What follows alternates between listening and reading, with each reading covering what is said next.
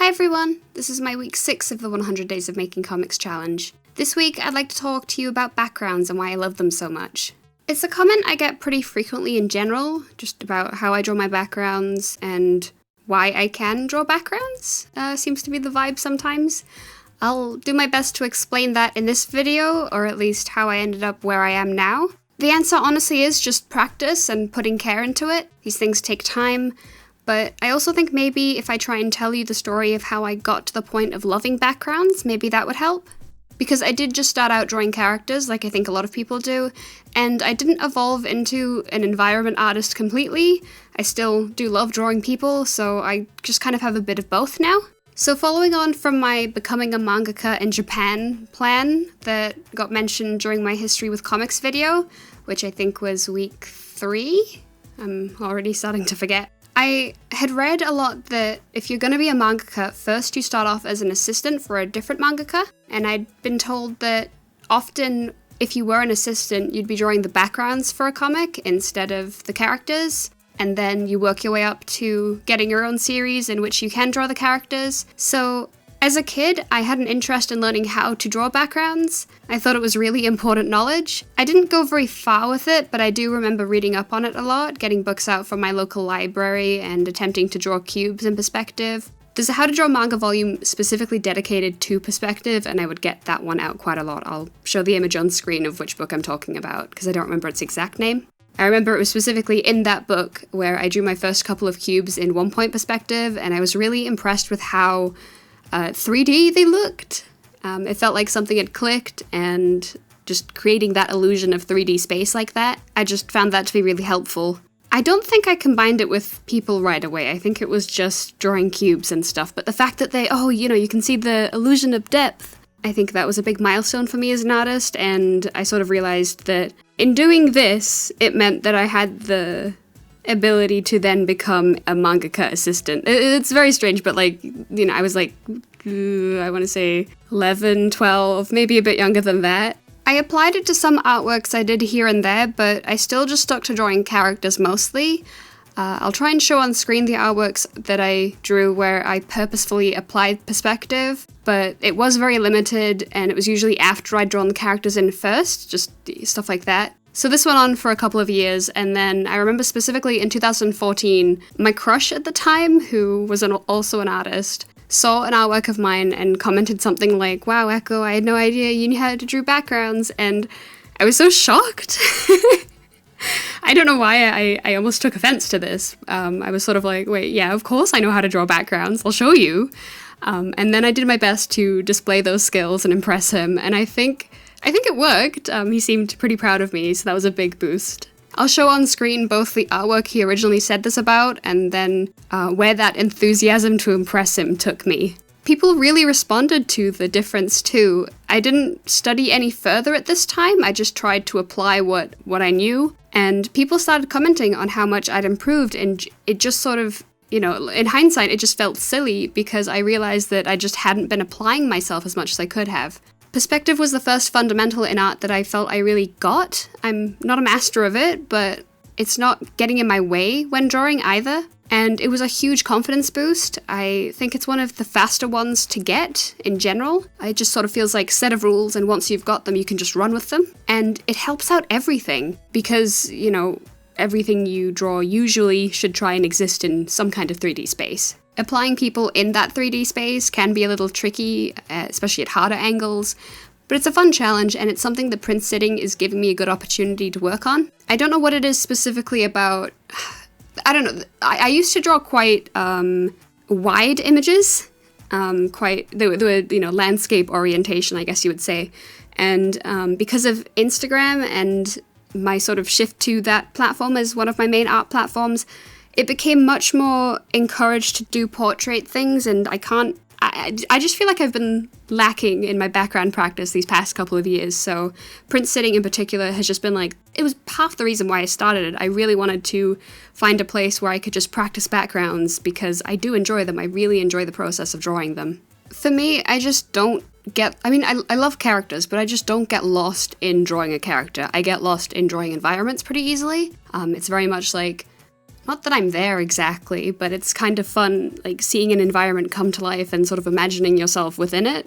My favorite panels and strips so far have been the ones with more intense background stuff. They take a bit longer, but they're the ones that I have the most fun with and the ones that I like looking at the most, for sure. They're also usually the panels that I like to look at for the longest time afterwards. It's difficult to look at old art in general, especially when it's in that stage where, like, ooh, everything's just a little bit wrong and the characters' faces look weird and the anatomy is off. But with backgrounds, it feels more like, ha, that object looks off, I wonder if anyone noticed, or I don't know, it's just sort of like revisiting the environment instead of noticing that the character that you drew in it looks totally not great. So with all of that, obviously I'm a big fan of backgrounds. I wanted to try and relate all of this more to comics, as this is a comic series, and I just want to talk about why I champion for creators to just better use them in their panels. And disclaimer, I of course don't think you should go overboard and give yourself hand pains and, you know, trying to lavishly add in all of these little details to every single panel. I don't think every panel needs that. But I do see the problem of lack of backgrounds far, far more than I do see too many backgrounds. For me, I just think it's this area that's holding a lot of stories back, at least in the art department. I don't know if I have the authority to speak on writing just yet, but I am a strong believer in the difference backgrounds can make to storytelling in a comic, both in terms of a strong sense of place, keeping the reader more immersed as to what's going on, but also in other elements too, like composition. A story without backgrounds, or I'll just say environments for now, it really limits the amount of camera angles you can use in a comic. You're kind of stuck with just characters, and maybe even what those characters can do without, you know, zooming out the camera and having them interact with the environment around them. I really think it is the better approach to attempt to give characters and environments the same amount of love. I do think it's a problem that they're just so separated in many artists' minds. They sort of consider, oh, well, I can draw characters, but I can't draw backgrounds. It's like, it's just subject matter. It's not, you don't have to be one type of artist and just stick to one thing. And the good news is that you can suck. You can, you can draw so many objects that aren't perfect and no one will notice or care. We as human beings, we are really good at knowing when other people or other drawings of people look off. But for example, the pages of print sitting that I'm working on, both this week and last, I'm sure very few of you have noticed that the scaling of the bookcases around Ash and Nico are completely off. I don't think they're even uniform panel to panel. But the fact that they're there is enough. And I know very little about fantasy medieval architecture, but I know just enough to trick you into thinking that my characters live in a fantasy medieval environment, and that's great.